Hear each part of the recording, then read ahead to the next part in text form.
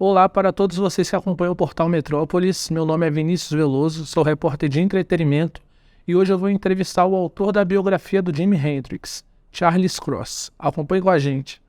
So, hello Charles, how are you?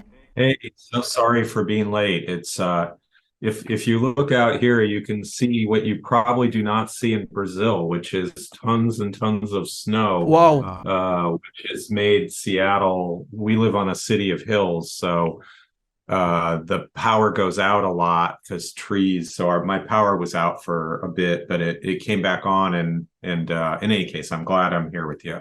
So I wish I was in Brazil, but I wish I was in Brazil every day, pretty much, probably. So yeah, thanks for taking the time to chat. No problem, but are you okay? Oh yeah, yeah. You know, I don't have to drive anywhere, so yeah, no, I work at home, so yeah, it's fine. It gets a little cold when the power goes out, but we have a gas fireplace too, so yeah, Okay, so we start to recording the you got it.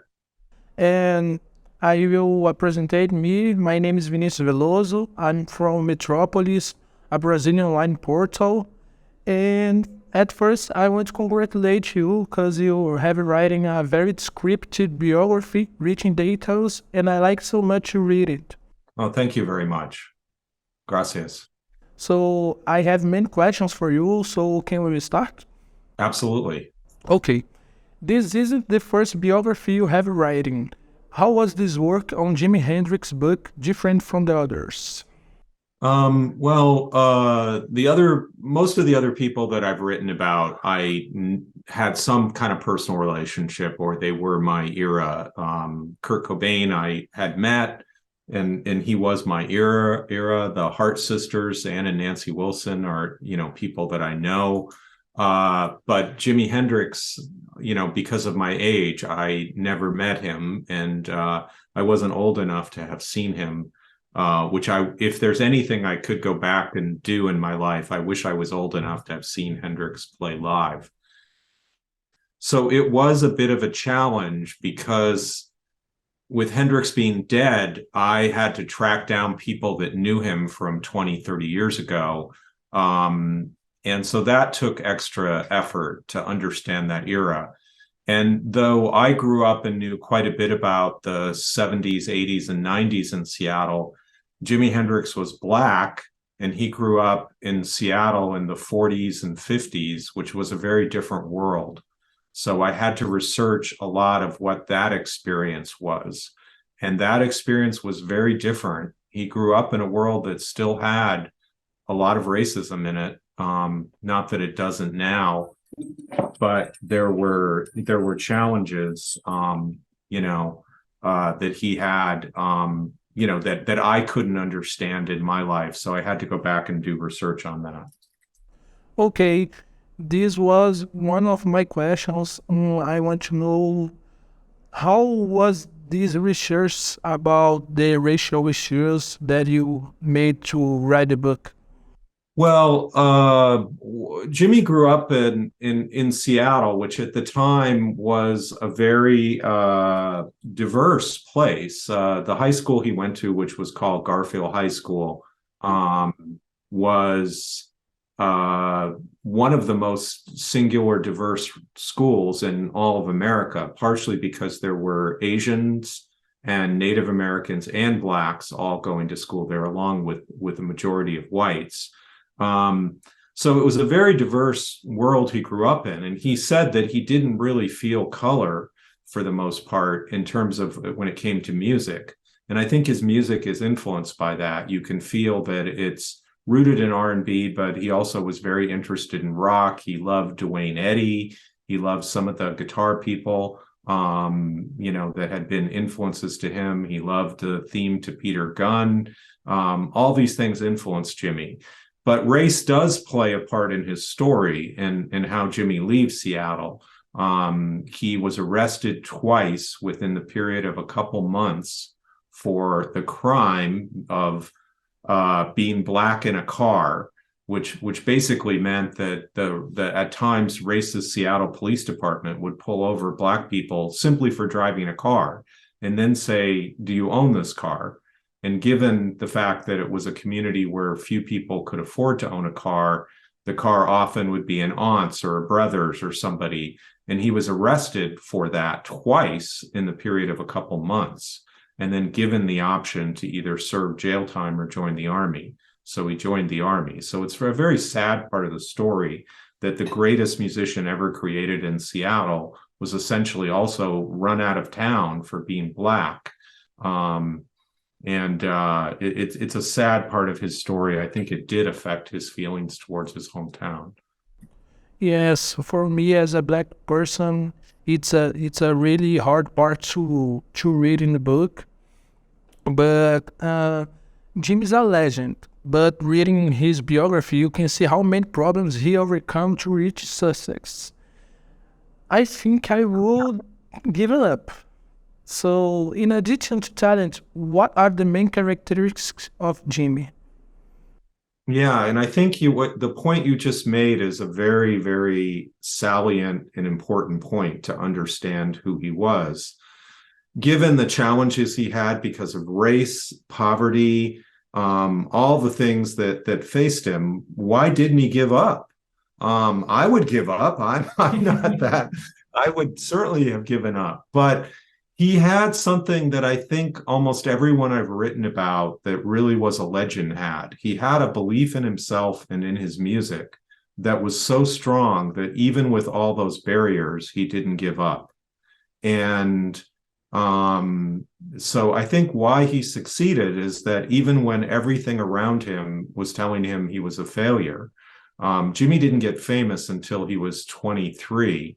And he spent about 7 years on the road, without any success and without any money, without any real recognition. But I think what made him a legend is that he didn't believe those messages. He believed all along that he was destined for greatness, and he was right. I'm not sure if that answers your question, but that I think is very important to understand how he got famous. So, after this answer, I want to know if you believe that Jimmy was predestined to be a rock star. I do. He was preordained for that. What's amazing is how many barriers there were. That and it's in a way, even with all of Jimi Hendrix's great talent, it's still a miracle that he managed to get success. What broke Jimmy was that he, with just a few things that are just absolute luck. He was playing in the Village in New York City. He befriended Linda Keith, who was Keith Richards' girlfriend.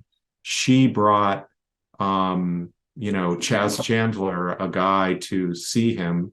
And, Jimmy was discovered as a result. So, it really was an absolute miracle that, that he managed to succeed the way that he did with all the things thrown at him. So I think he was destined to be a star. And he was one of the greatest stars we ever had. I don't think there's ever been a rock star before or since like Jimi Hendrix. Yeah. Okay, and before we start talking about you, I want to make more one question about the book. The passage about Jimmy's death from drugs is sad, but can we say that he lived and died like a rock star? Well, he lived and died like a rock star, but rock stars don't have to overdose. I think sometimes there can be too much glamour we put on that wild lifestyle kind of idea. Oftentimes I'm asked about Jimmy, and people believe that he was someone who excessively took drugs all the time. And that's also not true. Jimmy was famous for 4 years. During those 4 years, he released 4 albums. He recorded enough material for 3 or 4 other studio albums. He played 700 concerts in that time. If he really did as many drugs as people sometimes present him as having done, he wouldn't have been able to get that much work done. He was also very, very driven. There's no denying, though, that drugs played a part in his life and unfortunately a part in his death. His death at times can be controversial because people will believe that he overdosed. His death is not on purpose overdose, and it's not a use of drugs to quote unquote get high. He accidentally mixed alcohol and excessive dose of sleeping pills. So it was not a heroin overdose or a overdose is the way that other rock stars had died. Jimi clearly did not want to die, and it's really a shame, his death. It's one of the most tragic deaths because it's an accidental death, and it's very unfortunate. Okay, so now we will talk about a little bit about your experience with the book. So, how did the relationship with the people who were part of Jimi's life change your life? Yeah, well, it changed it in a lot of ways. Sometimes I think I've done a few books like this that required, with the Jimi book, I think it was 320 interviews I did, and not all those people end up being mentioned in the book. But I used to think, well, if as a newspaper reporter, which I've also done, you interview somebody and you don't stay in touch with them, you move on to your next story. As a book writer who spent this much time with these people, in a way, I become part of their life. So with Jimi, in many ways, his biological family, I'm still close to, even all the years after I've done this book. They are still some of my close friends. I'm an honorary Hendrix in a way. And with the Jimi story, by far, the book starts with me describing what I never, ever imagined would happen in my career as a biographer. But I also end up being the person who discovers where Jimi's mother's grave was. No one in the family knew where she was buried, and she was indigenous. She was poor, and she was buried in what was called a welfare grave, and she didn't even have a headstone at that point, and it had grown over the years. And I was able to discover where it was, literally with a shovel. It was one of the most amazing things that happened to me. But the family is very important to me, and I've met people over the years that were friends with Jimi, and family members that I still stay in touch with. So I still think his story is an unbelievable story. And it's an important story for people in Seattle and all over the world to know, back what we talked about earlier. How did this man overcome unbelievable odds to create this great music? Yes, this is really amazing. So now I will make a statement for you. We can say that currently you are one of the people who must know the story of Jimi. What are your feelings about this? What are my feelings that I'm one of the experts on Hendrix? Yes. Yes and no. I'm not a musician the way many people that follow Hendrix. So there are a number of people that I know who can listen to Jimi play Purple Haze, and they can tell you exactly what effects he used and where his fingers were at any given point. And I have some friends that literally can recreate everything that Jimi did on the guitar, and I'm useless on that. My degree of expertise is going to be more on Jimi's life pre-fame. I probably do know more about that than anyone else. There are a few other books that just focus on the concerts that Jimi did. There's one gentleman in Europe, and he's written 5 books that each book takes a year of Jimi's life and writes every single thing about what happened at a concert. And they're fascinating books, but they're not the kind of books that I write. My books are mostly about the individual, what formed them, what shaped them. That's what I'm fascinated by. And but when it comes to Hendrix, I will say in Seattle, occasionally I will get phone calls from very famous rock stars, let's just say some of the biggest rock stars in the world, who will ask to be confidential, and they'll come through Seattle and they will call me up and say, can you drive me around and show me where Jimi Hendrix lived? So I've done that a few times with some very, very famous people. And that's an honor to be able to talk about his life and what shaped him with people that were influenced by him. So I have more three questions for you here. And the first one is, how many trips did you take to write this book?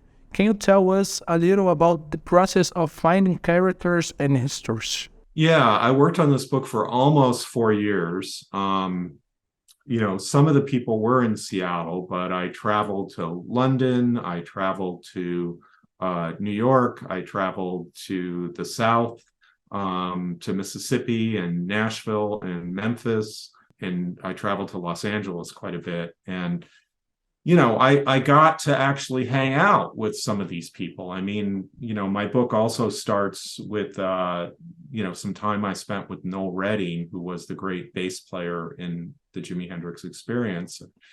It's one thing to read about Jimi Hendrix in a book. It's another to sit there at dinner with Noel Redding, who was in Jimmy's band for 2.5 years, and to hear his stories of what life was like on that. So I traveled all over the world.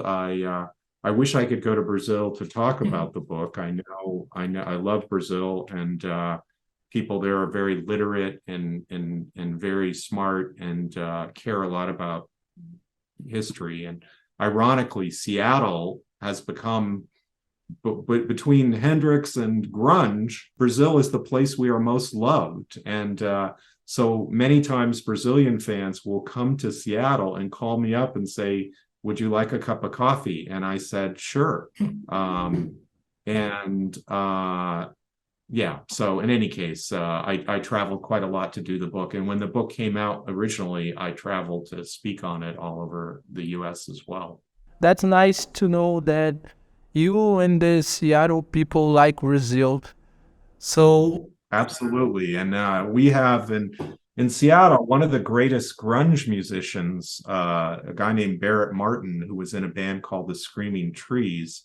He is constantly down in Brazil producing records. And so is Jack Endino, who made the early Nirvana records and Soundgarden, who produced those. He produces a lot of records in Brazil. So those guys are, they're carrying the torch on.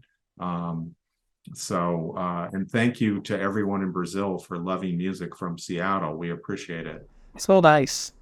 So more two questions. The first one, if you could choose two current artists to write a future biography along the same lines as Jimi, who would they be? If I could choose actors to play Jimi, is that what you're saying? No, like if you can choose two artists to write a biography. Two other people to write biographies of. Well, I'm working now on a memoir about my life. My life is not as fascinating as Jimi Hendrix. There's a lot less sex and drugs and rock and roll in my life, but there's more journalism. But there are a couple people that I would love to write their books, and they've never responded to my phone calls. I still think Ringo Starr has an amazing story to tell. Will he ever tell it? I doubt it at this point. I would love to read that book, whether I wrote it or not. I also think when it comes to music, or the music that really means a lot to me, I think the story of women in music is still not been told enough.